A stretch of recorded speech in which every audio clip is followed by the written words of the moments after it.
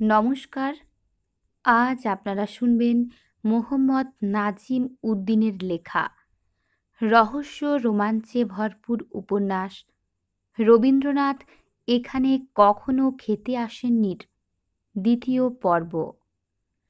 প্রথম পর্বে আমরা দেখেছি একজন আগন্তুক এসে হাজির হয় সুন্দরপুর নামে একটি মফস্বলে। সে আসে একটি রেস্টুরেন্টে। সেই রেস্টুরেন্টের নামটিও অদ্ভুত। রবীন্দ্রনাথ এখানে কখনো খেতে আসেননি। সেই আগন্তুক এই রেস্টুরেন্টের খাবার খেয়ে মুগ্ধ হয়ে যান। এত সুন্দর স্বাদে গন্ধে অতুলনীয় খাবার তিনি আগে কখনো খাননি। আবার তিনি এও জানতে পারেন যে এই রেস্টুরেন্টটি চালান একজন মহিলা। এরপর সেই আগন্তুকের সঙ্গে পরিচয় হয় একজন পুলিশ ইনফরমারের, যার নাম হচ্ছে আতর আলী।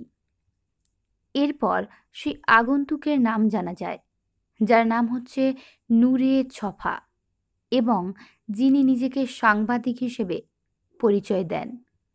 তিনি সেই ইনফরমারের কাছ থেকে জানতে চান যে এই মফস্বল অঞ্চলে এই রকম অদ্ভুত নামকরণের রেস্টুরেন্টের কারণ কি। তারপর এটা আবার একটি মহিলা চালান। আবার এখানকার খাবার স্বাদে গন্ধে এত অতুলনীয় যে বারবার ঘুরে ফিরে মানুষ এখানে খাবার খেতে আসে। কি আছে এর পেছনের রহস্য? সন্ধ্যা 7টার আগেই দ্বিতীয়বারের মতো রবীন্দ্রনাথে এলো সে। অদ্ভুত রেস্টুরেন্টের সামনের খোলা প্রাঙ্গণে কমপক্ষে 6-7টি প্রাইভেট কার আর মাইক্রোবাস দাঁড়িয়ে আছে। ধীর পায়ে রেস্টুরেন্টের ভেতরে ঢুকতেই দেখতে পেল বসার মতো খালি কোনো আসন নেই।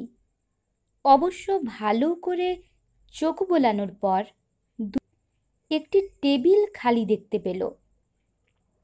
আরও অদ্ভুত ব্যাপার হলো 4 জন ওয়েটার দেখতে পাচ্ছে এখন। তারা সবাই শান্ত শিষ্টভাবে টেবিল থেকে টেবিলে অর্ডার নিচ্ছে, নয়তো খাওয়া শেষে বিল দিচ্ছে কাস্টমারকে। দিনের বেলায় এরা কোথায় ছিল? তখন মাত্র একজন ওয়েটারকে দেখেছে। খালি আসনে বসেই টেবিল থেকে মেনুটা তুলে নিল। আসলে মেনুর আইটেম নিয়ে তার মধ্যে কোনো আগ্রহ নেই। এর আগে যা খেয়েছিল তাই খাবে আবার। সে তো এখানে মন ভোলানো খাবার খেতে আসেনি, যদিও খাবারগুলো তাকে আকর্ষণ করছে। স্যার, দুপুরের সেই ওয়েটার ছেলেটা এসে বলল, দুপুরে যা খেয়েছিলাম তাই নিয়ে আসো। সঙ্গে সঙ্গে অর্ডার দিয়ে দিল সে। নতুন কিছু ট্রাই করবেন না? নতুন? আলতো করে মাথা নেড়ে সায় দিল ওয়েটার। ডিনারের সময় নতুন কিছু আইটেম ট্রাই করে দেখতে পারেন, মানে ড্রিঙ্কস আইটেমটা বাদে অন্য কিছু। যেমন? আপনি চা কিংবা কফি নিতে পারেন। তোমাদের চা কফিও কি অসাধারণ হয় নাকি? ওয়েটার নির্বিকার রইল। কাস্টমারের হাসির জবাবে সে একটুও হাসল না। এখানকার সব কিছুই অসাধারণ, এটা আমরা বলি না, মেহমানরা বলে। গুড। ভাবল ব্যঙ্গাত্মক সুরে আর কথা বলা ঠিক হবে না। তাহলে তাই দাও। ওয়েটার চুপচাপ চলে গেল। আশেপাশে তাকালো সে। যথারীতি আয়েশ করে সুস্বাদু খাবার গলাধঃকরণ করা কাস্টমারে পরিপূর্ণ। আগুল চাটার দৃশ্য আবারও দেখতে পেল। এই রেস্টুরেন্টের সব কাস্টমার যেন কেমন একটা ঘোরের মধ্যে ডুবে গিয়ে খাবার খাচ্ছে। এই ঘোরের মধ্যে সে নিজেও পড়ে গেছিল আজ। একটু পরেই টের পেল ঘরের মধ্যে অদ্ভুত সুন্দর একটি গন্ধ ভেসে বেড়াচ্ছে। এটা কোনো খাবারের গন্ধ নয়, অন্তত তার কাছে তাই মনে হচ্ছে। পারফিউম হতে পারে। রবীন্দ্রনাথের প্রবেশপথে একটু শোরগোল হতেই সেদিকে তাকালো। দেখতে পেল ৫-৬ জন লোক ঢুকে পড়ছে হুড়মুড় করে। তাদের মধ্যে স্পষ্টতই নেতাগোছের একজন আছে। তাকে ঘিরে রেখেছে বাকি ৪-৫ জন। নেতার গায়ে পাজামা পাঞ্জাবি। ঘরে কোনো টেবিল খালি নেই। সবগুলো দখল করে নিয়েছে ভোজন রসিক মেহমানদের দল। নেতার চামচাদের চোখে এটা ধরা পড়ল খুব দ্রুত। ঘরের মাঝখানে এসে বিব্রত ভঙ্গিতে মুখ কালো করে দাঁড়িয়ে রইল নেতা। বুঝতে পারছে না কি করবে। এখানকার প্রায় সব কাস্টমারই বাইরে থেকে এসেছে, তাই তাকে দেখে কেউ চিনতে পারছে না। সম্মান দেখিয়ে উঠেও দাঁড়াচ্ছে না। একজন ক্ষমতাসীন রাজনীতিকের কাছে এর চেয়ে অসহনীয় ব্যাপার আর কি হতে পারে। বেচারা না পারছে মানুষজনকে খাওয়ার টেবিল থেকে উঠিয়ে দিতে, না পারছে এভাবে দাঁড়িয়ে থাকতে। বেচারিকে মুক্তি দিল একজন ওয়েটার। দৌড়ে এসে নিচু স্বরে কিছু একটা বললে নেতার কালো মুখটি উজ্জ্বল হয়ে গেল মুহূর্তে। সঙ্গে থাকা লোকগুলোকে কিছু একটা বলে ওয়েটারকে সঙ্গে নিয়ে ঘরের শেষ মাথায় যে দরজা রয়েছে সেখানে চলে গেল সে। কোনো ভিআইপি এসেছে নাকি? একটু পরে ওয়েটার খাবার নিয়ে এলে স্বাভাবিক কৌতূহলে জানতে চাইল ছফা। এখানকার এমপি সাহেব এসেছেন। খাবার রাখতে রাখতে বলল ওয়েটার। তোমাদের মালিকের সাথে দেখা করতে এসেছে? সোজা হয়ে দাঁড়ালো ছেলেটা। মুচকি হেসে চলে গেল। আনমনে খাবার খেতে লাগলো নূরের ছফা। তার দৃষ্টি ঘরের এক কোণে থাকা ওই দরজার দিকে। ওখান দিয়েই এমপি সাহেব ঢুকে পড়েছে একটু আগে। সঙ্গে থাকা তার চেলাচামুন্ডারা অবশ্য বাইরে চলে গেছে। খুবই আস্তে আস্তে খেতে শুরু করলো সে। আর কিছুক্ষণ পরই আবিষ্কার করলো ইচ্ছে করলেই সুস্বাদু খাবার ধীরে ধীরে খাওয়া যায় না। তবে সচেতনভাবেই আঙুল চাটার মতো অরুচিকর কাজ করা থেকে নিজেকে বিরত রাখতে পারল এবার। খাওয়া শেষে চুপ মেরে বসে রইল। অনেক সতর্ক থাকার পরও টের পেল তার চোখ বারবার চলে যাচ্ছে ঘরের শেষ মাথায় প্রাইভেট রুমের দরজার দিকে। দরজা থেকে চোখ সরিয়ে খাবার খেতে থাকা মানুষগুলোর দিকে তাকালো। সবার মুখে এক ধরনের প্রশান্তি। আয়েশ করে খাবার খাচ্ছে। মানুষ যখন অসম্ভব মজাদার খাবার খায় তার মুখ এমনিতেই বন্ধ থাকে, কথা বলতে ইচ্ছে করে না। এরাও প্রায় নিঃশব্দে আহারে নিমগ্ন। ৩-৪ জনের দল বেঁধে যারা এসেছে কেবল তারাই একটু আধটু কথা বলছে। মানুষের মন জয় করতে হলে তার পেট জয় করা চাই। নূরে ছফা বুঝতে পারল এই রেস্তোরাঁ ভালোভাবেই সেটা করতে পেরেছে। কিন্তু বিজয়িনীর দেখা পাচ্ছে না। সে জানে ওই দরজার ওপাশেই আছে রহস্যময় সেই নারী। আরও কিছুক্ষণ বসে থাকার পর নূরে ছফা ঠিক করল চলে যাবে। দূর থেকে ওয়েটারকে ইশারা করে বলে দিল বিল নিয়ে আসার জন্য।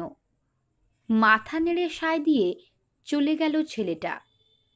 এমন সময় তাকে অবাক করে দিয়ে দরজা খুলে বেরিয়ে এলো এমপি সাহেব। বিরস মুখে চুপচাপ রবীন্দ্রনাথ থেকে চলে গেল সে।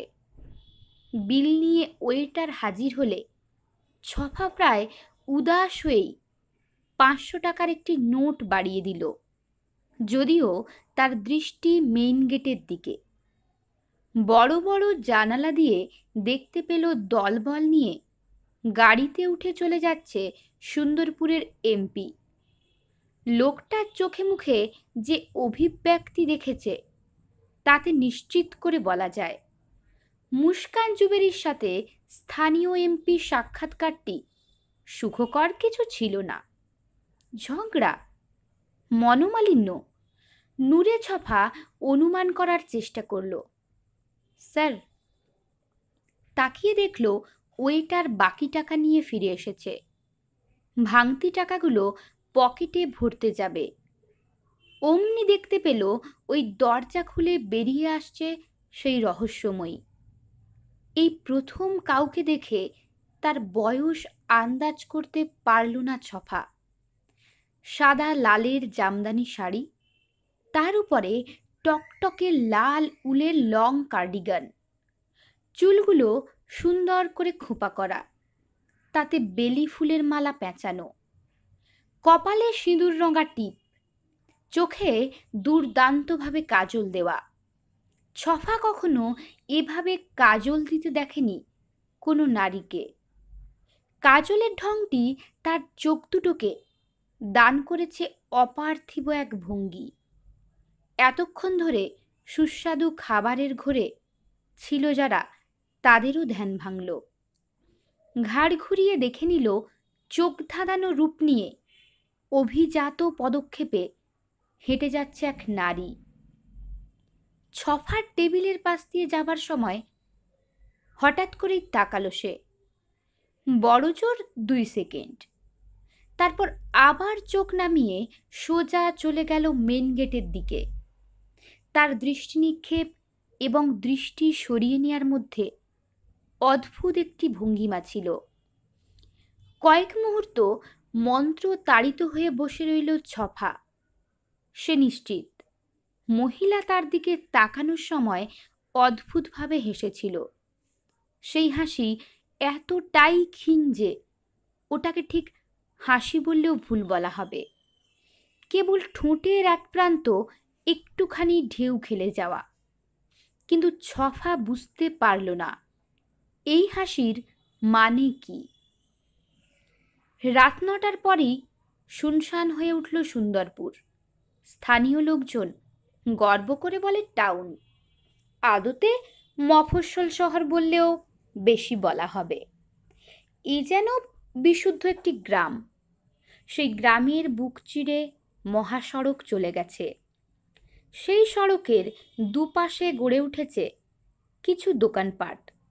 নিম্নমানের একটি আবাসিক হোটেল থাকলেও কোনো ব্যাংক কিংবা সরকারি দপ্তর নেই। আছে শুধু পল্লী বিদ্যুতের ছোটোখাটো একটি অফিস। বিছানা ঘেঁষা জানলার সামনে বসে কানে ফোন চেপে রেখেছে ছফা। নেটওয়ার্কের সমস্যা হচ্ছে বলে জানালার সামনে বসে কথা বলছে। তারপরও 5 মিনিটের মধ্যে 3 বার লাইন কেটে গেছে। কথাবার্তাও মাঝে মধ্যে হারিয়ে যাচ্ছে দুর্বল সিগন্যালের কারণে। 10 বাই 8 ফুটের একটি রুম, সিঙ্গেল খাট আর আম কাঠের টেবিল চেয়ার রাখার পর খুব বেশি জায়গা নেই। কমপক্ষে সপ্তাহখানেক লাগতে পারে, তবে আমি শিওর না। একটু জোরেই বলল সে। হোমরা চোমরা লোকজনের সাথে মহিলার খাতির, সাবধানে কাজ করতে হবে। টের পেয়ে গেলে কাজটা করা কঠিন হয়ে যাবে। মুস্কান জুবেরির সেই রহস্যময় চাহনির কথাটা মনে পড়ে গেল তার।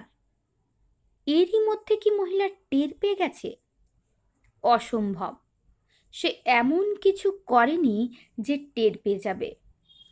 এখানে নেটওয়ার্ক খুব খারাপ, আমি সময় আর সুযোগ পেলে নিজেই ফোন করব, ওকে? ঠিক এমন সময় কেউ তার দরজায় নক করলো। ফোনটা কান থেকে সরিয়ে বলে উঠল, কে? আমি আতর। দরজার ওপাশ থেকে কণ্ঠটা শোনা মাত্র, এখন রাখি, পরে কথা হবে বলে দ্রুত উঠে গিয়ে দরজা খুলে দিল সে। আপনার 50 টাকা সেভ কইরা দিলাম। দাঁত বের করে বলল আতর। এমন ফাঁপড় মারছি যে পাতলা পায়খানা শুরু কইরা দিছে ম্যানেজার। আরে, এটার কোনো তো দরকার ছিল না। একটু বিরক্তির সাথে বলেই আতরকে ঘরে ঢুকতে দিয়ে দরজা বন্ধ করে দিল।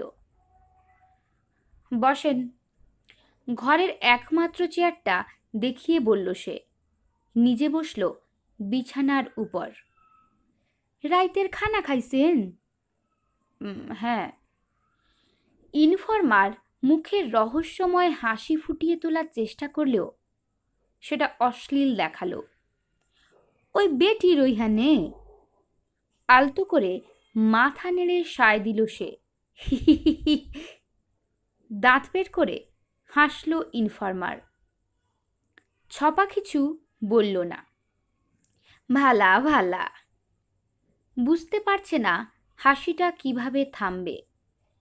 প্রথমে শব্দহীন করল, তারপর অভিব্যক্তি পাল্টে বলল, গাঞ্জা মদ কিছু লাগবো নি?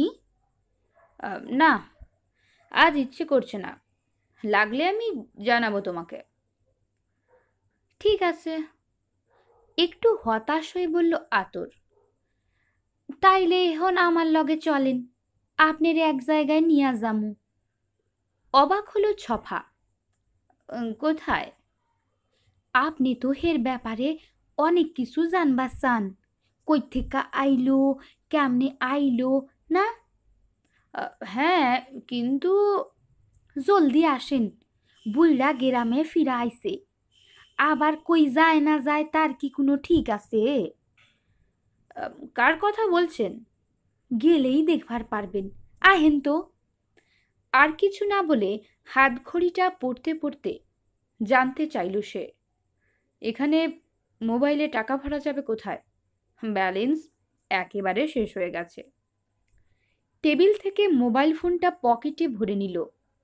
এই তো ডিসপেন্সারিটার লগেই একটা আছে, চলেন যাওনের সময় ভইরা নিয়েন।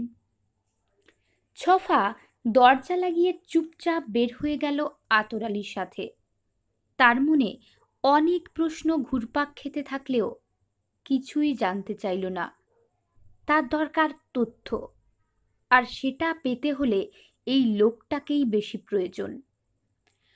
হোটেল থেকে বের হয়ে কিছুটা পথ পায়ে হেঁটে একটা ওষুধের দোকানের পাশের দোকান থেকে ব্যালেন্স ভরে নিল সে। ভাগ্য ভালো, দোকানটা খোলা আছে। দোকানির সাথে আতর আলীর কথাবার্তা শুনে বোঝা গেল ইনফরমারের সাথে বেশ ভালো খাতির। পথে কোনো যানবাহন নেই দেখে হেঁটেই রওনা দিল তারা। আতরের ভাষায় তাদের গন্তব্য বেশি দূরে নয়। ছফা অবশ্য এ কথায় খুব একটা আস্থা রাখতে পারছে না। গ্রামের লোকজনকে সে ভালো করেই চেনে, এরা সব সময় তালগাছ দেখাবে। শুনশান মহাসড়ক দিয়ে হেঁটে যাচ্ছে তারা। দূর থেকে একজোড়া হেডলাইট দেখা গেল। কোনো বাস ট্রাক হয়তো আসছে। অনেকটা পথ হাঁটার পর মহাসড়ক থেকে ডান দিকে চলে গেছে এরকম একটি মেঠো পথের দিকে পা বাড়ালো আতর। তার পেছন পেছন ছফা। মাথার উপরে পৌনে আধখান চাঁদের আলো ঘুটঘুটে অন্ধকার কিছুটা ফিকে করে দিয়েছে। এমন মৃদু আলোয় পথ চলতে অভ্যস্ত নয় বলে ইনফরমারের বড় বড় পা ফেললে তার পক্ষে তাল মেলানো সহজ হলো না। একটু পেছনে পড়ে গেল সে। পকেট থেকে মোবাইল ফোনটা বের করে ডিসপ্লের আলোতে আতরের পেছন পেছন পথ চলতে শুরু করলো। হাঁটতে হাঁটতেই একটু পেছন ফিরে তাকালো ইনফরমার। আন্ধারে প্রবলেম হইতাছে নি ভাইজানের? না না, ঠিক আছে। আপনি কইলাম সাংবাদিক না? সামনের দিকে তাকিয়েই বলল আতর। কি? ছফা চমকে উঠল। একটা সিগারেট ধরালো ইনফরমার। আপনি আইছেন বিয়া করতে, মাইয়ার ব্যাপারে একটু খোঁজ নিতাছেন, বুঝলেন? উম, আর একটু খুলে বলেন। আবারও পেছনে ফিরে তাকালো সে। বুঝলেন না? টেকনিক আর কি। সাংবাদিক হুনলে বুইড়া তো কোনো কথা কইব না, পাদও দিব না, সব বন কইরা বয়া থাকবো। আচ্ছা। ছফা এবার বুঝতে পারল। কিন্তু মেয়েটা কে, মানে কাকে দেখতে এসেছি? আবার কে? ওই বেটি। ছফা প্রায় হোঁচট খেতে যাচ্ছিল, তবে সেটা মেঠো পথের উপরে পড়ে থাকা কোনো মাটির চাকার জন্য নাকি কথাটার অভিঘাতে বোঝা গেল না। বুইড়া কইলাম মানুষ ভালা, খালি মাথায় একটু সিট আছে, একবার মিজাজ বিগড়াইলে আর কিছু কইব না। আমাগো এমপি সাবরেও হে পাত্তা দেয় না, মুখের উপরে কথা কইয়া দেয়। সামনের দিকে এগিয়ে যেতে যেতে বলল, তয় মাথাটা একেবারে সলিড, সব কিছু জানে, এইখানকার সব তার মুখস্থ। আমি তো জানতাম এখানকার সব খবর আপনি রাখেন। ছফা আস্তে করে বলল পেছন থেকে, সেজন্য লোকজন আপনাকে বিবিসি বলে ডাকে। এখন দেখছি সিএনএনও আছে। হে হে করে হাসলো আতর। হে হে হে হে, হের কাছে আপনি সব খবর পাইবেন, কিন্তু এই জমানার কোনো খবর পাইবেন না, সব পুরানা আমলের খবর। বুঝলাম না। আবারও পেছন ফিরে তাকালো পুলিশের ইনফরমার। বুইড়া পুরানা আমলের মানুষ, হে খালি পুরানা জমানার কথা জানে, এখনকার কোনো খবর হে রাখে না। ও, হিস্টোরি চ্যানেল, মনে মনে বলল ছফা, তবে মুখে বলল, লোকটা কি করে?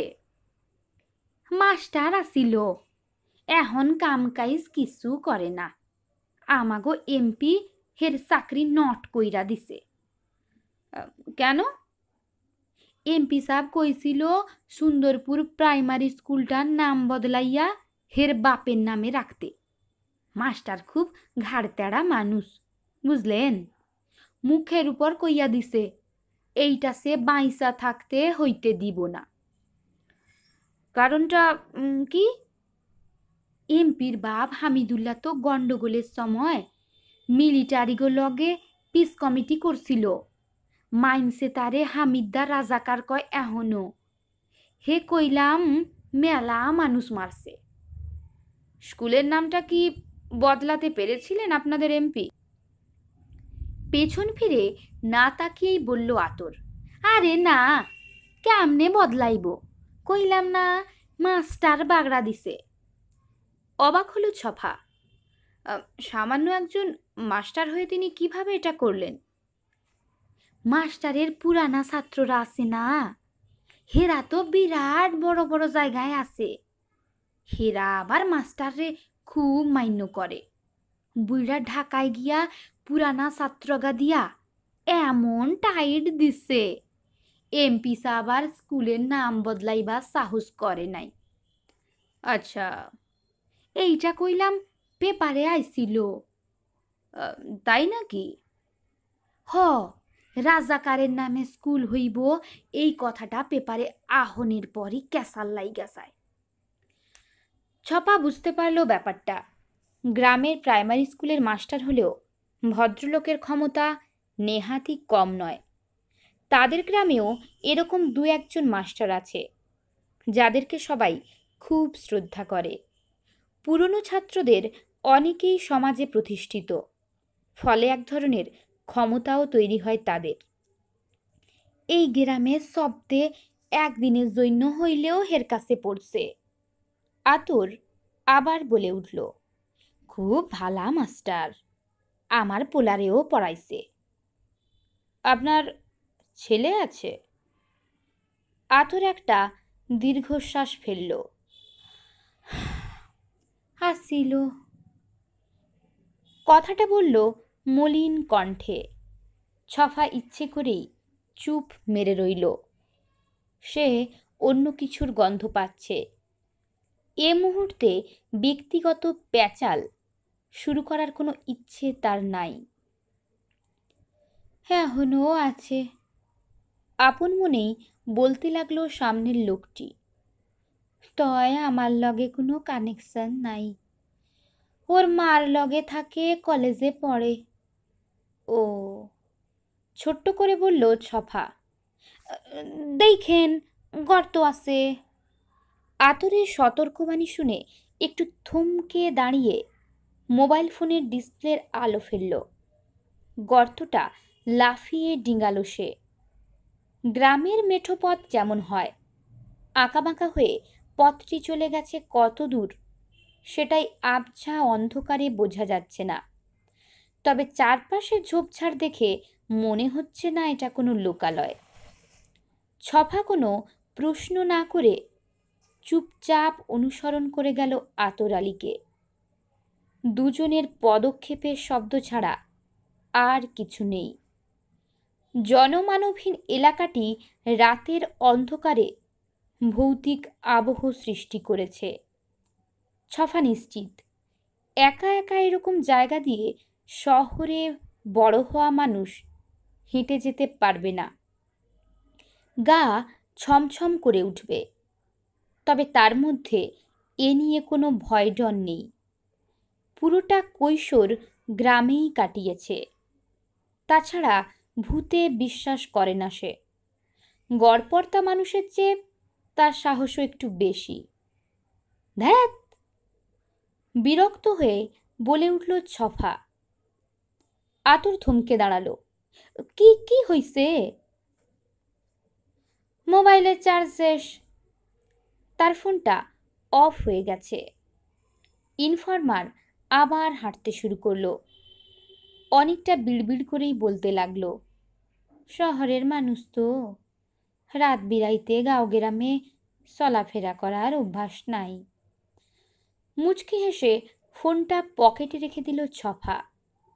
অন্ধকারেই টের পেল ঢালু একটি জায়গা দিয়ে আস্তে আস্তে ওপরে উঠে যাচ্ছে। শর্টকাটে যাইতাছি, আর বেশিক্ষণ লাগবো না। আতর আলীর কথায় কোনো জবাব দিল না সে। লোকটা থেকে মাত্র 2-3 হাত পেছনে আছে। অন্ধকারেই টের পেল চারপাশের ঝোপঝাড় একটু বদলে গেছে। জায়গাটা কেমন জানি, একটা গন্ধ নাকে আসছে, সুগন্ধি কিছু। তবে এর সাথে মিশে আছে বাজে একটা গন্ধ। সব মিলিয়ে অশরীরী এক আবহ ফুটে উঠছে আস্তে আস্তে। গন্ধটা কিসের? খুব স্বাভাবিক কণ্ঠেই জানতে চাইল সে। আগরবাতির। পথ চলতে চলতে বলল আতর। কি? এইটা আমাগো বড় কবরস্থান। এইটার ভিতর দিয়া গেলে শর্টকাটে যাওয়া যায়। কবরস্থান শুনে ছফার গা ছমছম করে উঠল। এই ইনফরমার তাকে এরকম রাতের বেলায় কবরস্থানের মধ্য দিয়ে নিয়ে যাচ্ছে। নিঃসন্দেহে লোকটার সাহস আছে, কিন্তু ভব্যতা জ্ঞান নেই। জায়গাটা কবরস্থান শোনার পর থেকে আপনা আপনি তার চোখ চলে যাচ্ছে আশেপাশে। এটা কোনোভাবে এড়াতে পারছে না। এখন আবছা আবছা দেখতে পাচ্ছে ছোট ছোট ঢিবির মতো মাটির স্তূপগুলো। ওগুলোর নিচে শায়িত আছে মৃতেরা। রাইতে নতুন কোনো কব্বর দিছে মনে হয়। আতর বলল, মুর্দার লোকেরা আগরবাতি জ্বালায়া গেছে। ছফা কিছু বলল না। ভূতের ভয় না থাকুক, কবরস্থান দিয়ে রাতের বেলায় হেঁটে যাওয়াটা মোটেও স্বস্তির ব্যাপার নয়। আতর আলীর উপর রাগ করেই জোরে জোরে পা চালাতে লাগলো সে। এখান থেকে যত দ্রুত বের হওয়া যায় ততই স্বস্তির ব্যাপার। ওই লোকের নাম কি? জোরে জোরে পা চালিয়ে আতরের ঠিক পাশে এসে বলল সে। নাম তো একখান মাসাল্লা, কি আর কমু, উল্টাইলে যা সোজা করলেও তা। কি বলো? বিস্মিত ছফা কথাটা শেষ করতে পারল না। আ আ আ চিৎকার দিয়ে উঠল সে। ভারসাম্য হারিয়ে বাম দিকে কাত হয়ে পড়ে গেল। ডান হাত দিয়ে আঁতরের কাঁধ ধরার চেষ্টা করলেও ব্যর্থ হলো সে।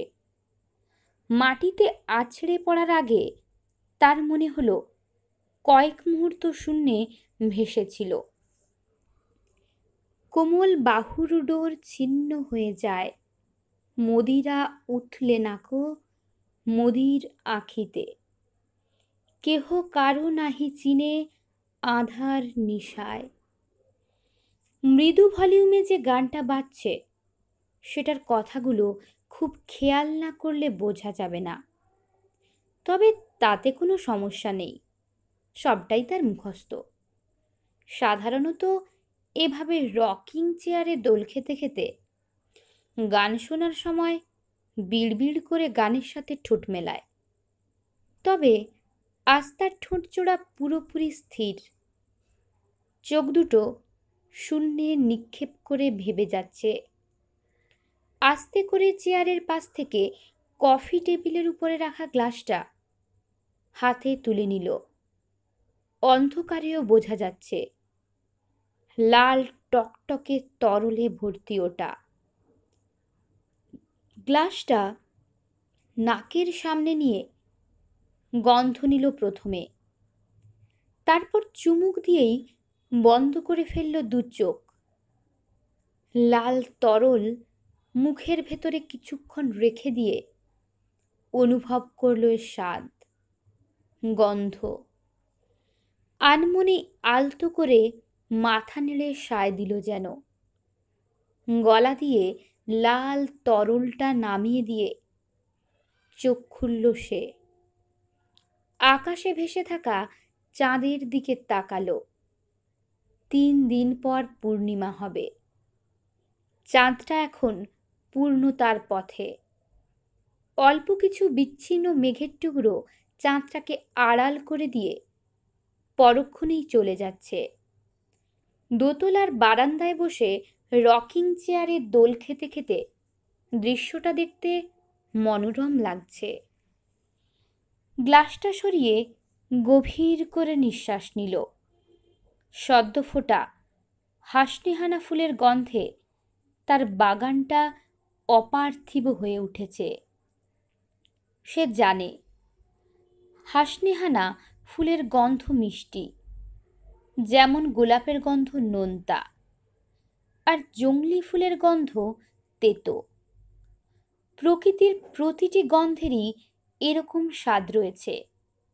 একটি গন্ধ আরেকটি গন্ধের সাথে মেশানো যায়, একটি স্বাদের সাথে আরেকটি স্বাদেরও মিশ্রণ হয়।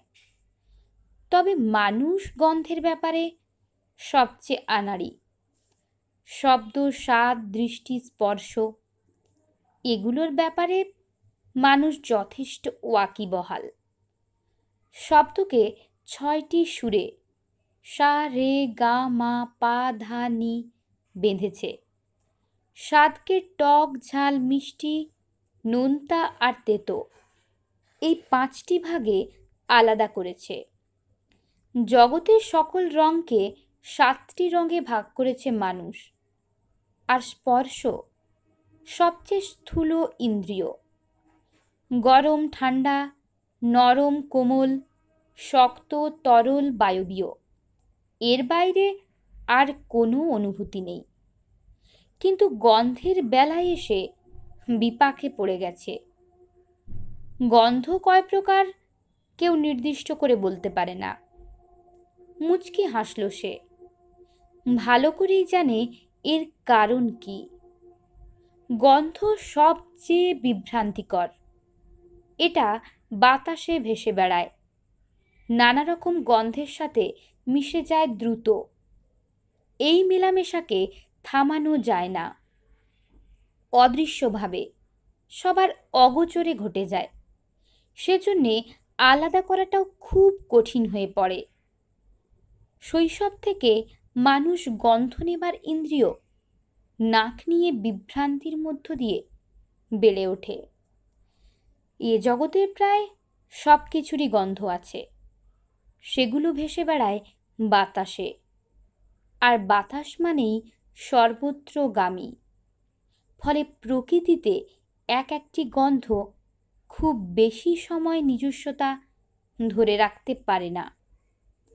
স্বাদ পুরোপুরি জিভের উপর নির্ভরশীল। শব্দ নির্ভর করে কানের উপরে, দৃষ্টির নির্ভরতা চোখেতে। একদিক থেকে দেখলে স্বাদের ব্যাপারটা বেশ নিশ্চিত। টক, ঝাল, মিষ্টি, নোনতা, তেতো এসব স্বাদের পার্থক্য বোঝাটাও খুব কঠিন কিছু নয়। 5টি স্বাদের মধ্যে বেশ ভিন্নতার কারণে আলাদা করতে খুব একটা অসুবিধাও হয় না। একটি স্বাদকে আরেকটির সাথে মিশিয়ে তৈরি করা যায় নতুন স্বাদ। মিষ্টির সাথে মিষ্টি, এটা ভারসাম্য তৈরি করে। কিন্তু প্রকৃতিতে শুধু ভারসাম্য আর সাযুজ্যই মেলে না, বৈপরীত্যও দেখা যায়। দেখা যায় ভিন্নতা। ডিজাইনাররা একে বলে কন্ট্রাস্ট। ভারসাম্যের ঠিক উল্টো, কিংবা আদৌ ভারসাম্যপূর্ণ নয়। টকের সাথে ঝাল, ঝালের সাথে মিষ্টি, টকের সাথে মিষ্টি, মিষ্টির সাথে নোনতা, নোনতার সাথে ঝাল, সবই সম্ভব। শুধু দরকার সীমাটুকু বোঝা। ঝালের রয়েছে নির্দিষ্ট সীমা। মিষ্টি, টক, নোনতা সব কিছুরই সীমানা আছে। কে কার সীমানায় কতটুকু অনুপ্রবেশ করবে সেই পরিমিতিবোধ থাকতে হবে, নইলে বিপর্যয়। এই বিপর্যয় উভয়ের জন্যেই। আজ হঠাৎ করেই একজন সীমানা লঙ্ঘন করেছে। তাকে অসহায় আর দুর্বল এক নারী ভেবেছে। মনে করেছে তার সাথে যা ইচ্ছে তাই করা যাবে। লোকটার ধারণাই নেই সে কত বড় ভুল করেছে। তবে এ নিয়ে দুশ্চিন্তা করছে না। দুশ্চিন্তা করার মতো নার্ভ বহুকাল আগে এক অবিশ্বাস্য ঘটনার পর হারিয়ে ফেলেছে সে। আর একটু চুমুক দিয়ে পাশের টেবিলে রেখে দিল গ্লাসটা। বাঁকা হাসি ফুটে উঠল তার ঠোঁটে। বিপদের সবটুকু, বিপর্যয়ের সবটুকু সীমা লঙ্ঘনকারীর জন্যেই বরাদ্দ। হায় হায়! গর্তের উপর থেকে আতর আলীর কণ্ঠটা শুনতে পেল ছফা। কব্বরে পইড়া গেছেন দেহি। কথাটা শুনে তার গায়ের পশম দাঁড়িয়ে গেল। কবরে? নরম আর ভেজা মাটির সাথে তার গালে আর দুহাতে লেগে আছে কঙ্কালের মতো কিছু। সারা শরীর গুলিয়ে উঠল সঙ্গে সঙ্গে। আমি কি পচা গলা লাশের উপরে পড়ে আছি? সঙ্গে সঙ্গে ধড়ফড় করে উঠে দাঁড়ানোর চেষ্টা করতেই টের পেল আতর আলী তার ডান কাঁধে হাত রেখেছে। ভাইজান, আমার হাতটা ধরেন, জলদি উঠা আসেন। ইনফরমারের হাতটা শক্ত করে ধরল সে। গর্ত থেকে উঠে আসার পর বুঝতে পারল শরীরে কিছু কাদা লেপ্টে আছে। চোট পান নাই তো? না। দাঁতে দাঁত পিষে বলল ছফা। এক্ষুনি ধুতে হবে এগুলো। গায়ের কাদাগুলো দেখিয়ে বলল কবরস্থানের কাদা নিয়ে ঘুরে বেড়ানোর কথা চিন্তাও করতে পারছে না। আসেন। আতর তার হাতটা ছেড়ে দিয়ে বলল, সামনেই একটা খাল আছে, ধুইয়া নিয়েন। রাগে ক্ষোভে সারা শরীর কাঁপছে তার, কিন্তু মুখে কিছু বলল না। এই ব্যাটা ইনফরমার শর্টকাট মারতে গিয়ে কবরস্থানের ভেতর দিয়ে না এলে এভাবে কবরে গিয়ে পড়তো না আজ। ওখানে কঙ্কাল আছে মনে হলো। খোলা কবরের দিকে ইঙ্গিত করে বলল সে। আরে না, ওইটা তো নতুন কব্বর, এই দেহেন, জবাব দিল ইনফরমার। কবরের একপাশে আলগা মাটির স্তূপ দেখালো হাত দিয়ে। হাঁপ ছেড়ে বাঁচল ছফা।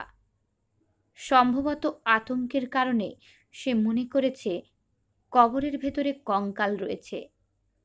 ওগুলো হয়তো গাছের ডালপালাও হতে পারে, কিংবা অন্য কিছু। এমন সময় গাছের পাতা নাড়ার শব্দে চমকে উঠল সে।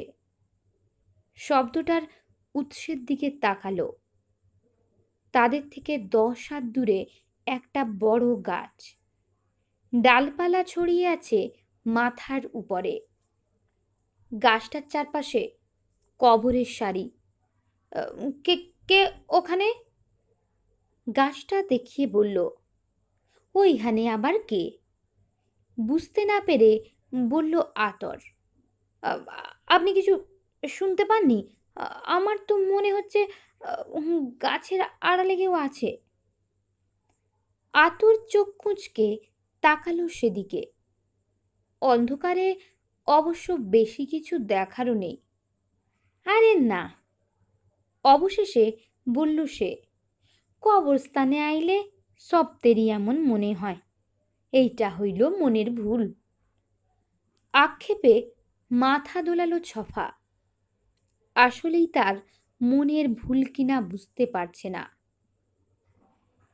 কবরস্থানে আত্মা কিছু থাকে না, থাকে বাগডাস, শিয়াল, এইসব জানোয়ার। একটু থেমে আবার বলল, আহেন সামনে আগাই।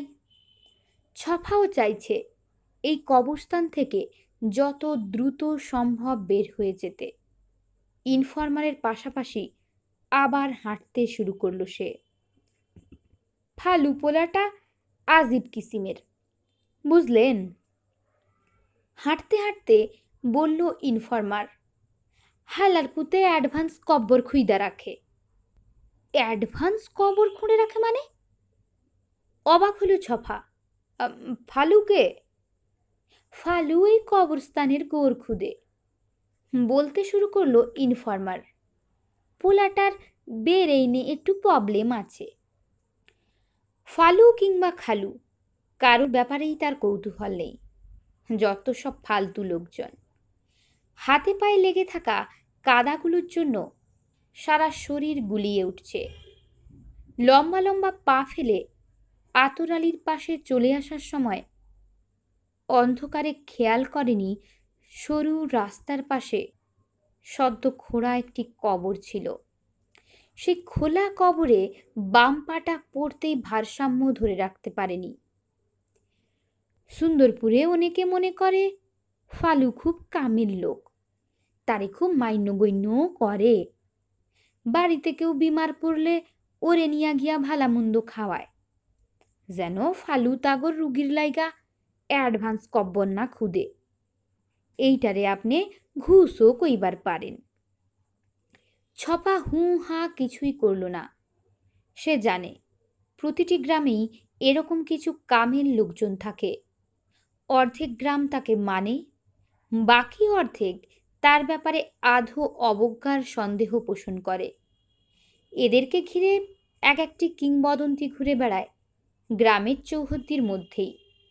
বড়জোর আশেপাশের কয়েকটি গ্রাম পর্যন্ত ছড়িয়ে পড়ে সেটা। তারপর কামেলদের কেরামতি আর দৌড়ায় না। এদেশে কেরামতি গুণসম্পন্ন বাবা হওয়াটা খুব সহজ। একজন মস্তিষ্ক বিকৃত মানুষও উদ্দেশ্যবিহীনভাবে হাঁটাহাঁটি করে বাবা হয়ে যেতে পারে। পোলাটা কেমনে জানি যাই না যায় গ্রামে কেউ মরব, মরার আগে অ্যাডভান্স কব্বর রেডি কইরা রাখে। শালার অ্যাডভান্স কবর, মনে মনে বলল ছফা। এইসব তার ছেঁড়া লোকজনের ব্যাপারে তার কোনো আগ্রহ নেই। সে নিশ্চিত এই ফালু লোকটি চতুর জ্যোতিষী, ভণ্ডপীর আর সাধু বাবাদের মতোই কেউ হবে। নিজের চাতুর্য আর গ্রামের মানুষজনের বিশ্বাসের দুর্বলতাই যাদের একমাত্র সম্বল। ওর অ্যাডভান্স কব্বর ক্ষুধার কথা শুনলে গ্রামের বুড়া বুড়িগো ধুকপুকানি শুরু হইয়া যায়। আর যে বেটা বেটি বিমার হইয়া বিছানায় পইরা আছে ও তো পাতলা পায়খানা শুরু হইয়া যায়। বারবার খালি দরজার দিকে তাকায় দেখে আজরাইল আইলো কিনা। দীর্ঘশ্বাস ফেলল ছফা। এসব কথাবার্তায় বিরক্ত হয়ে উঠছে সে। এখন পর্যন্ত ফালুর অ্যাডভান্স কব্বর মিস হয় নাই। প্রশংসার সুরে বলল আতর। জীবিত অবস্থায় কবরে পতিত হবার বিচ্ছিতি অভিজ্ঞতা লাভ করার পর এসব গাঁজাখুরি গল্প শুনতে ইচ্ছে করছে না। ফালুর শতভাগ রেকর্ড অক্ষুণ্ণ থাকবে কি থাকবে না সেটা নিয়েও তার কোনো মাথা ব্যথা নেই। তয় আইজ মনে হয় মিস হইব। রাইত তো মেলা হইছে, এখনো কোনো মরার খবর নাই। আর কত দূর? অধৈর্য হয়ে জানতে চাইল ছফা। ফালু সংক্রান্ত আলাপ থেকে তাদের গন্তব্যের দিকের মনোযোগ ফেরাতে চাইছে। ওই তো মাস্টারের ভিটা দেখা যাইতেছে, হারিকেন জ্বলতাছে ঘরে। একটু দূরে মিটমিট করে লালচে আলো জ্বলতে দেখল সে। আমি খালের কথা বলছি, হাত পা ধুতে হবে। ও, ইনফরমার বলল, ওইটা মাস্টারের ভিটার একটু আগেই। ছফা আর কথা বাড়ালো না, জোরে জোরে পা চালালো। এই তো সামনেই। আতর আর ছফা যখন কবরস্থান থেকে বের হয়ে যাচ্ছে তখন তাদের অলক্ষ্যে নিরাপদ দূরত্ব বজায় রেখে আবছা এক মূর্তি মুখে গামছা পেঁচিয়ে বড়সড় জারুল গাছের আড়াল থেকে চুপচাপ দেখে যাচ্ছে। দুজন মানুষের অবয়ব মিইয়ে গেলে গাছের আড়াল থেকে বের হয়ে এলো সে। কয়েক মুহূর্ত দাঁড়িয়ে রইল সিদ্ধান্তহীনতায়, তারপর এগিয়ে গেল খোলা কবরের দিকে। আশেপাশের বিস্তৃত ক্ষেতের মধ্যে উঁচু একটি ভিটে চাঁদের মলিন আলোতে উদ্ভাসিত। বড় বড় জানা অজানা বৃক্ষ যেন হাতে হাত ধরে চারপাশ ঘিরে প্রাচীর বানিয়ে রেখেছে। ভালো করে লক্ষ্য করলে দেখা যাবে প্রাচীর ভেদ করে টিমটিমে লালচে আলোর একটি বিন্দু জ্বলছে। একটা সরু খালের পানিতে যতটুকু সম্ভব হাত পা মুখ ধুতে ধুতে সেই ভিটের দিকে তাকালো ছফা। তার পাশে দাঁড়িয়ে আছে আতর, আয়েশ করে সিগারেটের টান দিচ্ছে। হাত মুখ ধুয়ে উঠে দাঁড়ালো সে। শার্টের একপাশে কিছুটা কাদা লেগেছে, ওগুলোর ব্যাপারে আপাতত কিছু করার নেই। পকেট থেকে রুমাল বের করে কিছুটা কাদা মুছে আতর আলীকে সাথে নিয়ে নিঃশব্দে কিছুটা পথ সামনে এগিয়ে গেল। ভিটার কাছে আসতেই বোঝা গেল একটা টিনের ঘরের জানালা দিয়ে হ্যারিকেনের আলো দেখা যাচ্ছে। মাটি কেটে তৈরি করা ৩-৪টা ধাপ পেরিয়ে উঁচু ভিটায় উঠেই হাঁক দিল আতর। মাস্টার সাহেব, ঘুমায় গেছেন নি? ও মাস্টার সাহেব। কয়েক মুহূর্ত পরই দরজা খুলে হাতে হ্যারিকেন নিয়ে বয়স্ক এক লোক বের হয়ে এলেন। কে? এত রাতে কে ডাকে? ভদ্রলোকের বাচনভঙ্গি স্পষ্ট এবং প্রমিত। ছফা কিছুটা অবাকই হলো। যে দেশে বিশ্ববিদ্যালয়ের অনেক শিক্ষকও প্রমিত বাংলায় কথা বলতে পারে না, সেখানে সুন্দরপুরের প্রাইমারি স্কুলের শিক্ষকের কাছ থেকে এরকমটি সে আশা করেনি। আমি আতর। নিজের নামটা সুন্দর করেই বলল ইনফরমার। ঢাকা থেকে একজন মেহমান আইছে। গায়ে শাল জড়ানো এক বৃদ্ধ, মাথায় কানটুপি, মুখে গোঁফ আর লম্বা দাড়ি, সবটাই সাদা ধবধবে, অবশ্য চোখে কোনো চশমা নেই। আমার সাথে দেখা করতে এসেছে? বৃদ্ধের চোখে মুখে জিজ্ঞাসা। চোখ কুঁচকে দেখার চেষ্টা করলেন তিনি। আপনি চশমা কই মাস্টার সাহেব? আতরের প্রশ্নে বৃদ্ধের চোখ মুখ আরও কুঁচকে গেল। আর বলো না, ঢাকা থেকে ফেরার সময় বাসে ঘুমিয়ে পড়েছিলাম, তখনই ব্যাগটা চুরি হয়ে যায়। চশমাটা ওটার ভেতরেই ছিল। কন কি? কৃত্রিম আফসোস আতরের কণ্ঠে।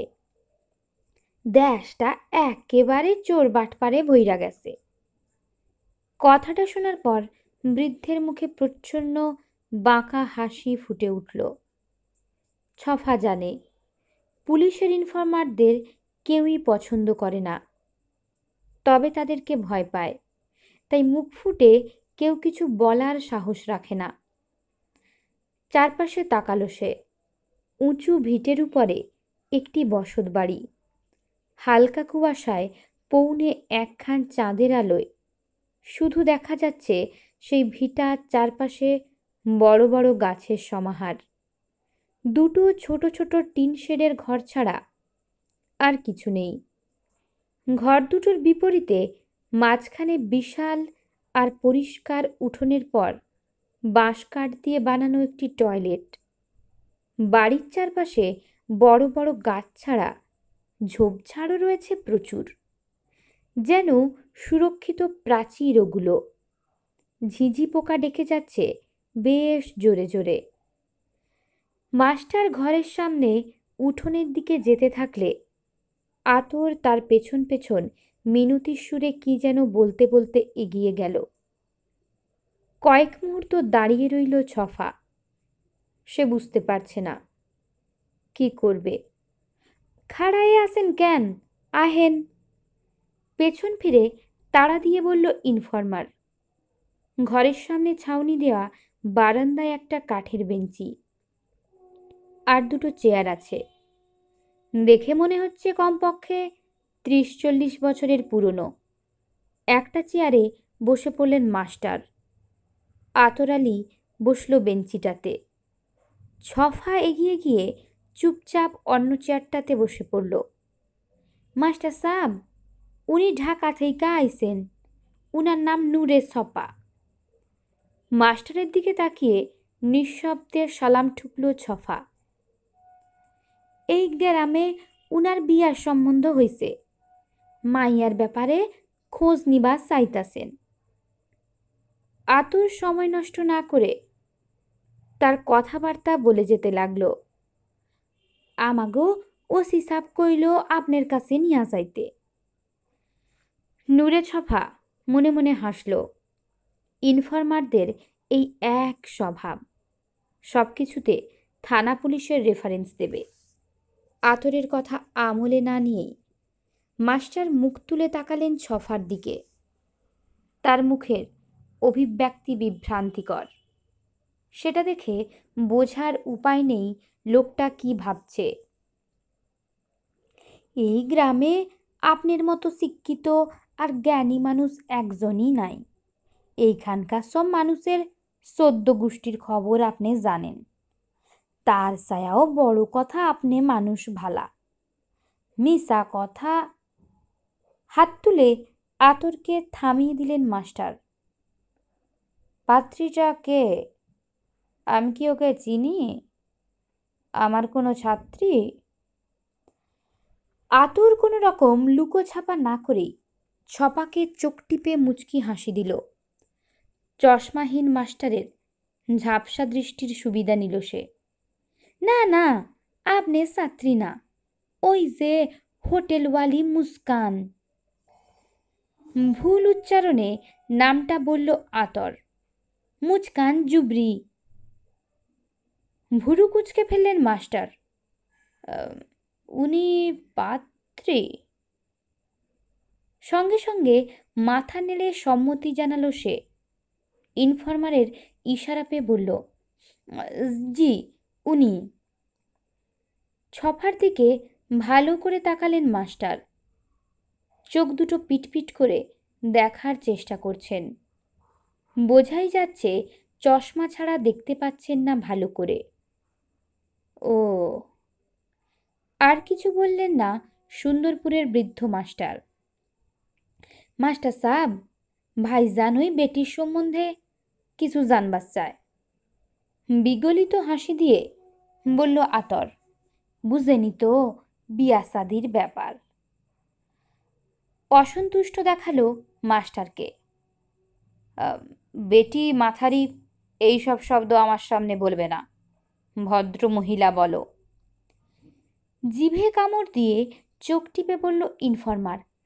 মুকুসুকু মানুষ, ভুল হয়ে গেছে মাস্টার সাহেব। একান্ত অনিচ্ছায় ছফার দিকে তাকিয়ে বললেন বৃদ্ধ।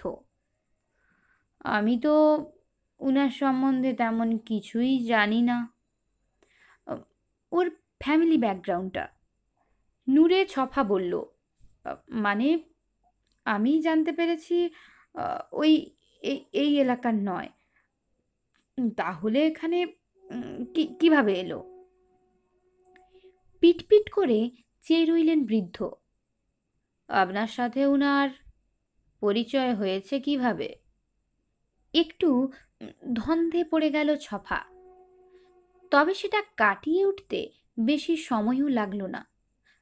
ইয়ে মানে ফেসবুকে। মাস্টার এবং আতর দুজনেই ফ্যাল ফ্যাল করে চেয়ে রইল। এই জিনিসের নাম এর আগে তারা কেউ শুনেছে বলে মনে হলো না। কি বুক বললেন? ফেসবুক। মাস্টার একটু ভেবে নিলেন। এটা কি পত্রমিতালির মতো কিছু? আগে চিঠির মাধ্যমে বন্ধুত্ব করার জন্য এক ধরনের চটি বই বের করা হতো। হ্যাঁ, এখন আর ওসব দেখা যায় না। ছফা মুচকি হাসল। পত্রমিতালি সম্পর্কে তার ভালোই ধারণা আছে। ছোটবেলায় সেও এরকম বন্ধুত্ব করেছে গ্রামে বসে। ঢাকাসহ বড় বড় কয়েকটি শহরে তার কিছু পত্রমিতালি বন্ধু ছিল। বলা বাহুল্য তারা সবাই ছিল মেয়ে। এ সময়কার ফেসবুক যে আসলে পত্রমিতালিরই একটি ডিজিটাল সংস্করণ, সেটা এর আগে কখনো মনেই হয়নি। প্রথমে ইমেইল, সেলফোন এসে চিঠিপত্র হটিয়ে দিল। তারপর ফেসবুক এসে বিতাড়িত করলো পত্রমিতালিকে। অনেকটা সেরকমই, বলল সে। ও, মাস্টার আস্তে করে বললেন, সেজন্যই তেমন কিছু জানেন না। কিছু বলল না ছফা। ভদ্রমহিলা আলোকনাথ বসুর নাতবউ। কথাটা বলেই উদাস হয়ে গেলেন তিনি, যেন অতীতে ফিরে যাবার চেষ্টা করছেন। ছফা আর আতর উদ্গ্রীব শ্রোতা হয়ে বসে রইল। অলোকনাথ বসু ছিলেন সুন্দরপুরের সবচাইতে প্রভাবশালী পরিবারের শেষ প্রজন্ম। গভীর করে দীর্ঘশ্বাস ফেলে অবশেষে বলতে শুরু করলেন আবার। কয়েক পুরুষ ধরে তারা জমিদার ছিলেন। আলোকনাথ বসুর নাতবউ মুস্কান জুবেরি হয় কি করে? ছফার দিকে তাকালেন মাস্টার। আপনার প্রশ্নটা একদম সঙ্গত। যে কোনো কাণ্ডজ্ঞান সম্পন্ন মানুষ হে প্রশ্ন করবে। এর পেছনে একটা গল্প আছে। কি গল্প? অলোকনাথ বসুর একটাই সন্তান ছিল, অঞ্জলি বসু। উনি অনেক চেষ্টা করেছেন পুত্র সন্তানের জন্য। দ্বিতীয়বার বিয়েও করেছিলেন, কিন্তু লাভ হয়নি। ও ঘরে কোনো সন্তানই জন্মায়নি। যাই হোক, মেয়েটা একটু বড় হবার পর পুত্র সন্তানের ইচ্ছে পরিত্যাগ করেন তিনি। মেয়েকে ভালোভাবে লালন পালন করার দিকেই মনোযোগ দেন। একটু থেমে আবার বলতে শুরু করলেন। অঞ্জলিকে ঢাকায় পাঠানো হয় পড়াশুনোর জন্য। ঢাকা বিশ্ববিদ্যালয়ে ভর্তি হয় সে। ওখানেই তার সাথে সাইদ জুবেরির পরিচয় হয়। তারা দুজনেই ছাত্র রাজনীতির সাথে জড়িয়ে পড়েছিল। ভাষা আন্দোলনে অংশ নেওয়ার অপরাধে জেলও খেটেছে। আলোকনাথ বসু তার মেয়ের এই সম্পর্কের ব্যাপারটা মেনে নিতে পারেননি। তার জন্যে ব্যাপারটা ছিল হৃদয় বিদারক। পুত্র সন্তানের আশা বাদ দিয়ে মেয়েকে ঘিরেই ভবিষ্যৎ বংশধরের স্বপ্ন দেখেছিলেন। আর সেই মেয়ে কিনা বিয়ে করতে চায় মুসলিম ছেলেকে। আবারও থেমে দম নিয়ে নিলেন মাস্টার। যাই হোক, পিতার অমতে অঞ্জলি বিয়ে করে বসে জুবেরিকে। এটা সম্ভবত ভাষা আন্দোলনের 2-1 বছর পরের ঘটনা। এরপর দীর্ঘদিন মেয়ের সাথে যোগাযোগ রাখেননি অলোকনাথ। আহ, তারপর ছফা মনে করলো শ্রোতা হিসেবে 2-1টা প্রশ্ন না করলে কেমন দেখায়। বিয়ের কয়েক বছর পর ওদের এক পুত্র সন্তান হয়। সেই ছেলেটার বয়স যখন 15 কি 16, তখন ঢাকা ফেরত এক আত্মীয়ের কাছ থেকে অলোকনাথ বসু জানতে পারলেন তার নাতি দেখতে হুবহু তার মতোই হয়েছে। এই খবরটা শোনার পর থেকে উনার মধ্যে বিরাট পরিবর্তন ঘটে গেল। সমস্ত রাগ চলে গেল বলতে পারেন। তাছাড়া উনার বয়সও হয়েছিল, স্ত্রী বিয়োগ হয়েছে কয়েক বছর আগে, নানা রকম অসুখ বিসুখে পেয়ে বসেছিল। কখন কি হয় কে জানে। তো লোক মারফত মেয়ের কাছে খবর পাঠালেন স্বামী সন্তান নিয়ে বাড়িতে চলে আসবার জন্য। মাস্টার থেমে গেলে ছফা দ্বিধায় পড়ে গেল কিছু বলবে কি না। অঞ্জলি কি এসেছিল? অবশেষে বলেই ফেলল সে। মাথা নেড়ে সায় দিলেন মাস্টার। স্বামী সন্তান নিয়েই এসেছিল অঞ্জলি, কিন্তু এমন সময় এলো যখন দেশের অবস্থা মোটেও ভালো ছিল না। কখন এসেছিল ওরা? 70-এর নির্বাচনের পরপর। বলেই একটা দীর্ঘশ্বাস ফেললেন বৃদ্ধ। রাজনৈতিক অবস্থা তখন ভালো ছিল না। অবশ্য ঢাকায় অনেক কিছু হলেও এই সুন্দরপুরে তেমন খারাপ পরিস্থিতি ছিল না তখনও। প্রায় মাসখানেক এখানে ছিল বোধ হয়, তারপর আবার ঢাকায় ফিরে যায়। কিন্তু এর মধ্যেই অলোকনাথ নিজের সমস্ত সম্পত্তির বিরাট একটি অংশ একমাত্র নাতির নামে উইল করে দেন। বাকি সম্পত্তি উনি দেবোত্তরও করে দিয়েছিলেন। তার সম্পত্তির পরিমাণ কেমন ছিল? ছফার দিকে এমনভাবে তাকালেন মাস্টার যেন সে এক যৌতুকলোভী পাত্র, শুধুমাত্র বিরাট সম্পত্তির গন্ধ পেয়ে ছুটে এসেছে এই সুন্দরপুরে। জমিদার হিসেবে অনেক সম্পত্তির মালিকই ছিল, কিন্তু আস্তে আস্তে সেগুলো কমতে শুরু করে। তারপরও নাতির নামে যখন লিখে দিয়ে যান, তখনও বেশ ভালো কিছু জায়গা জমি আর স্বর্ণালঙ্কার ছিল। ছফা চুপ মেরে রইল। শুনেছি স্বর্ণালঙ্কারগুলো সবই নাতিকে দিয়েছিলেন, আর সম্পত্তির বেশিরভাগ। তারপর উনার নাতি কি করলেন এগুলো পেয়ে? ওই সময় অলোকনাথ বসুর নাতির বয়স ছিল খুব কম, মাত্র সাবালক হয়েছে। তাছাড়া উইল করার কয়েক মাসের মধ্যেই স্বাধীনতা যুদ্ধ শুরু হয়ে যায়। মাস্টার চুপ মেরে গেলেন, এবার দীর্ঘ সময়ের জন্য। ছফা কিছু বলল না, অপেক্ষায় থাকলো মাস্টারের মুখ খোলার জন্য। আবারও দীর্ঘশ্বাস ফেললেন সুন্দরপুরের প্রবীণ শিক্ষক। 25শে মার্চের পর অঞ্জলি তার স্বামী সন্তান নিয়ে এখানে বাবার কাছে চলে আসে আবার। একটু কেশে নিলেন বৃদ্ধ। এপ্রিলের শুরুতে পাকিস্তানি মিলিটারি সুন্দরপুরে আসে।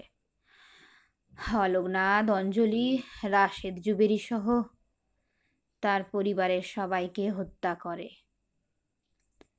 মাস্টারের চোখে মুখে বিষাদের ছায়া। আ উনারা এই সময় এখানেই ছিলেন? মানে সবাই? শুধু রাশেদ জুবেরি বাদে। আ রাশেদ জুবেরি? অঞ্জলির ছেলে। ও তখন কোথায় ছিল? প্রবীণ লোকটি ছফার দিকে তাকালেন, চেহারায় বিষাদের ছায়া। প্রায় অস্ফুট স্বরে বললেন, আমার এই বাড়িতে। আ আপনার বাড়িতে? মাথা নেড়ে সায় দিলেন মাস্টার। হুম। মিলিটারি হামলা চালাবার ঠিক আগে দিয়ে রাশেদ জুবেরি আমার সাথেই ছিল। আমার কাছে এসেছিল কিছু বই ধার নিতে। ছেলেটা খুব বই পড়তো। সুন্দরপুরে তো কোনো বইয়ের দোকান ছিল না তখন, লাইব্রেরিও ছিল না। অবশ্য এখনো নেই। চাপা দীর্ঘশ্বাস ফেলে আবার বললেন, ওর মা অঞ্জলি বলেছিল আমার কাছে প্রচুর বই আছে।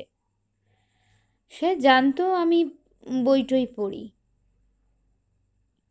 আপনার কাছে আ বই ধার নিতে এসে বেঁচে গেল রাশেদ জুবেরি? তা বলতে পারেন। আর কোনো প্রশ্ন না করে চুপ মেরে গেল ছফা। পাকিস্তানি মিলিটারি সবাইকে খুন করে লাশগুলো জমিদার বাড়ির জোড়পুকুরে ফেলে দেয়। পরে মিলিটারি জমিদার বাড়িটা দখল করে ওখানে ক্যাম্প বানায়। মাস্টার দীর্ঘশ্বাস ফেলে বললেন, ওই ক্যাম্পে অনেককে ধরে নিয়ে নির্যাতন করা হয়েছিল। ভদ্রলোক যেন উদাস হয়ে গেলেন। অনেকক্ষণ চুপ থেকে আতর আলী উসখুস করতে শুরু করলো, কিন্তু তাকে শান্ত থাকার ইশারা করল ছফা। এখানকার বদর বাহিনীর কিছু মেম্বার আমাদের গ্রামের অনেক হিন্দুকে ধর্মান্তরিত করে। এর মধ্যে আমার অনেক আত্মীয়ও ছিল। মাস্টারের চোখ দুটো কেমন ঘোলা হয়ে গেল। আমাকেও করেছিল। ছফা কয়েক মুহূর্ত চুপ থেকে বলল, রাশেদ জুবেরি, তার কি হলো? দীর্ঘশ্বাসের সাথেই বললেন মাস্টার, যখন জানতে পারলাম মিলিটারি ওর পরিবারের সবাইকে হত্যা করেছে, তখন আমি ওকে নিয়ে নিরাপদ কোথাও পালানোর চেষ্টা করেছিলাম। কিন্তু তখন পুরো গ্রাম ঘিরে রেখেছিল মিলিটারি আর তাদের দোসররা। ওরা এই বাড়িতেও হানা দেয়। উপায় না দেখে বড় কবরস্থানে গিয়ে লুকাই আমরা। কবরস্থানের কথা শুনে ছফার মনে পড়ে গেল একটু আগে সে কবরে পড়ে গেছিল। একটা পুরনো কবর। শেয়াল কুকুর হয়তো গর্ত করে রেখেছিল। আমরা দুজন ওটার মধ্যে ছিলাম সারাটা রাত। একটু আগে কবরে পতিত হবার ব্যাপারটা মালুম হয়ে গেল এ কথা শুনে। তারপর পরদিন খুব ভোরে রাশেদকে নিয়ে আমি সুন্দরপুরের বাইরে যাবার চেষ্টা করলে মিলিটারির কাছে ধরা পড়ে যাই। রাশেদ জুবেরি ধরা পড়েনি? মাথা দোলালেন মাস্টার। না, আমি ধরা পড়লেও ও পালিয়ে যেতে পেরেছিল। আপনাকে মিলিটারি ধরার পর কি করলো? দীর্ঘশ্বাস ফেললেন বৃদ্ধ। কি আর করবে, জমিদার বাড়িতে নিয়ে গিয়ে আটকে রাখলো, মারধর করলো। শেষে মুসলিম হয়ে গেলাম জীবন বাঁচাবার জন্য। ওরা ছেড়ে দিল আমাকে। ছফা আর কিছু বলল না। যুদ্ধের বাকি সময়টা এখানেই ছিলাম। 5 ওয়াক্ত নামাজ পড়তাম, শান্তি কমিটির মিটিংয়ে হাজির থাকতাম। আবারও দীর্ঘশ্বাস ফেলে ছফার দিকে তাকালেন। সেই হিসেবে আমাকে রাজাকার বলতে পারেন। বিব্রত হবার অভিব্যক্তি লুকোনোর চেষ্টা করলো ছফা। আ রাশেদ জুবেরির আর কোনো খবর পাননি? না, আমি ভেবেছিলাম ও হয়তো মারা গেছে। যুদ্ধ শেষে জানলেন মারা যায়নি? হুম। তারপর? যুদ্ধের পর অলোকনাথের সমস্ত জায়গা জমি অর্পিত সম্পত্তি হিসেবে নিয়ে নিল সরকার। বাপ মা পরিবার পরিজন হারিয়ে রাশেদ জুবেরির মানসিক অবস্থা এমন ছিল যে সম্পত্তিগুলো ফিরে পাবার কোনো চেষ্টাই করেনি তখন। কয়েক মুহূর্তের শুনশান নীরবতা ভেঙে আবারও বলতে লাগলেন তিনি। পরে শুনেছি ও এখান থেকে পালিয়ে গিয়ে যুদ্ধে যোগ দিয়েছিল। যুদ্ধ শেষে ঢাকাই থাকতো। বনানীতে ওর বাবার বিরাট একটি বাড়ি ছিল। ওই ছেলেটা কি সম্পত্তিগুলো আর উদ্ধার করার চেষ্টা করেনি? কয়েক বছর পর সম্পত্তিগুলো ফেরত পাবার চেষ্টা করেছিল, কিন্তু সফল হয়নি। আম, সে কি করতো, মানে কাজের কথা বলছি। শুনেছি ব্যবসা করার চেষ্টা করেছিল, সুবিধা করতে পারেনি। না, আসলে বাবার সম্পত্তি আর নানার কাছ থেকে প্রচুর স্বর্ণালঙ্কার বিক্রি করে ঢাকায় বেশ সচ্ছলভাবেই থাকতো সে। সম্ভবত বাড়ি ভাড়ার টাকায় চলতো। মাঝে মধ্যে এখানে আসতো, কয়েকটা দিন আমার এখানে থেকে আবার ঢাকায় চলে যেত। একটু বাউন্ডুলে আর অগোছালো ছিল। সংসার করার দিকে আগ্রহ ছিল না। খুব বই পড়তো, নেশার মতো বই নিয়ে পড়ে থাকতো সে। একটু জিরিয়ে নিয়ে আবার বলতে শুরু করলেন। 94 কি 95-এর পর দীর্ঘদিন আর এখানে আসেনি। আমার সাথেও যোগাযোগ হয়নি। অনেক দিন পর শুনতে পেলাম ও অসুখে পড়েছে। এটা কোন সালের ঘটনা? ছফার দিকে স্থির দৃষ্টিতে তাকালেন মাস্টার। 2006 সালের দিকে হবে। উনার কি রোগ হয়েছিল? Cancer, prostate cancer. উনি কি সুস্থ হতে পেরেছিলেন? মাথা দোলালেন বৃদ্ধ। না। তাহলে মুস্কান জুবেরির সাথে? মাস্টার হাত তুলে থামিয়ে দিলেন তাকে। বলছি, 2010 সালের দিকে একটা কাজে ঢাকায় গেছিলাম কয়েকদিনের জন্য। তখন হাসপাতালে গিয়ে ওকে দেখে এসেছিলাম। ভীষণ অসুস্থ ছিল। দেখাশোনা করার মতো কেউ নেই বলে মাসের পর মাস হাসপাতালেই পড়ে থাকতো। মিস্টার জুবেরি কোন হাসপাতালে ছিলেন? উদ্গ্রীব হয়ে জানতে চাইল ছফা। ওরিয়েন্ট হাসপাতাল। একটু থেমে ঢোক গিলে নিলেন। আমি ঢাকা থেকে ফিরে আসার 6 কি 7 মাস পর মুস্কান জুবেরি নামের ভদ্রমহিলা এসে হাজির হয় সুন্দরপুরে। নিজেকে রাশেদের স্ত্রী দাবি করে সে। মাস্টারকে চুপ থাকতে দেখে ছফা বলে উঠল, এ ব্যাপারে কি আপনার মনে কোনো সন্দেহ রয়েছে? চোখ পিটপিট করে তাকালেন বৃদ্ধ।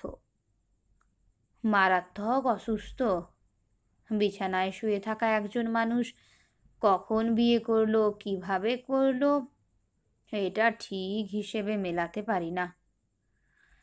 প্রোস্টেট ক্যান্সারের রোগীকে বিয়ে করাটাও বিরল ব্যাপার নয় কি? তাছাড়া যে লোক সুস্থ সবল অবস্থায় সংসার করার নাম নেয়নি, সে কিনা হুট করে মৃত্যুশয্যায় বিয়ে করে বসলো। স্বীকার করছি, আমি এই বিয়ের ব্যাপারটা নিয়ে সন্দেহ করি এখনো। উনি যখন এখানে আসেন, রাশেদ জুবেরি কি তখনও বেঁচে ছিলেন? না। তাহলে মিস্টার জুবেরি কবে মারা গেছিলেন? আর বিয়েটাই বা করলেন কবে? ভদ্রমহিলা এখানে আসার 2-1 মাস আগে যুবেরি মারা যায়। তাদের বিয়েটা কবে হয়েছিল সেটা আমি জানি না। মুস্কান যুবেরি সম্পত্তিগুলো কিভাবে পেয়ে গেলেন? সম্পত্তিগুলো তো রাশেদ যুবেরি উদ্ধারই করতে পারেননি। ছফার দিকে তাকিয়ে রইলেন মাস্টার। এসব খবর আমার ভালো করে জানা নেই। লোকজনে নিয়ে নানান ধরনের গালগল্প করে বেড়ায়, কোনটা সত্যি কে জানে। এরপর আতরের দিকে ইঙ্গিত করে বললেন তিনি, আপনার সাথে যে আছে ওই বরং এ ব্যাপারে ভালো বলতে পারবে। ইনফরমার বিগলিত হাসি দিয়ে ছপাকে আশ্বস্ত করল, মাস্টার সাহেব ঠিকই কইছেন, এইটা আমি আপনারে ডিটেলে কমুনে। আতরকে কিছু না বলে মাস্টারের দিকে তাকালো নূরের ছফা। ওই মহিলা কি রবীন্দ্রনাথের ভক্ত নাকি? রেস্টুরেন্টের অমন নাম দিয়েছেন যে। উনি রবীন্দ্রনাথ ঠাকুরের ভক্ত কিনা সেটা আমি বলতে পারবো না, তবে আমার মনে হয় নামটার সাথে ভক্ত হবার না হবার কোনো সম্পর্ক নেই। ছফা আগ্রহী হয়ে উঠল, ভক্ত না হলে এমন নাম রাখার কারণটা কি? মাস্টার গভীর করে দম নিলেন। আগেই বলেছি, মহিলা কেন এমন নাম রেখেছেন সেটা আমি জানি না, তবে এমন নামে আমি খুব একটা অবাক হইনি। নড়ে চড়ে বসল ছফা। সত্যি বলতে কি, রবীন্দ্রনাথ আসলেই এখানে কখনো খেতে আসেননি। উনার আসার কথা ছিল নাকি? আগ্রহী হয়ে উঠল ছফা। স্থির চোখে চেয়ে আলতো করে মাথা নেড়ে সায় দিলেন বৃদ্ধ। তারপর গম্ভীর কণ্ঠে বললেন,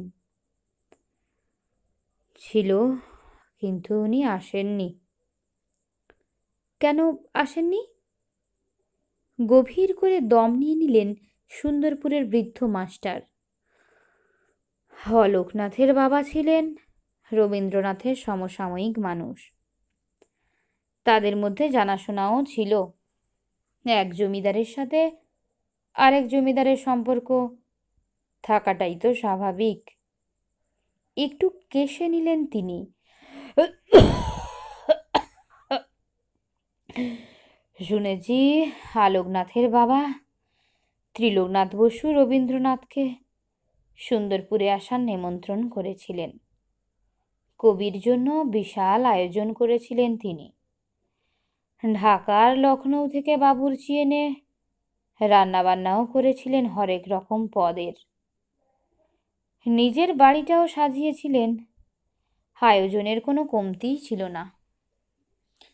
কিন্তু একেবারে শেষ মুহূর্তে রবীন্দ্রনাথ দুঃখ প্রকাশ করে জানিয়ে দেন তিনি আসতে পারছেন না। উনি মানে রবীন্দ্রনাথ কেন আসলেন না? কারণটা কি ছিল? একটা দীর্ঘশ্বাস ফেললেন মাস্টার। এটা 1918 সালের ঘটনা। যেদিন উনি রওনা দেবেন তার আগের দিন উনার বড় মেয়ে মাধুরীলতা মারা যায়। ও, আস্তে করে বলল ছফা।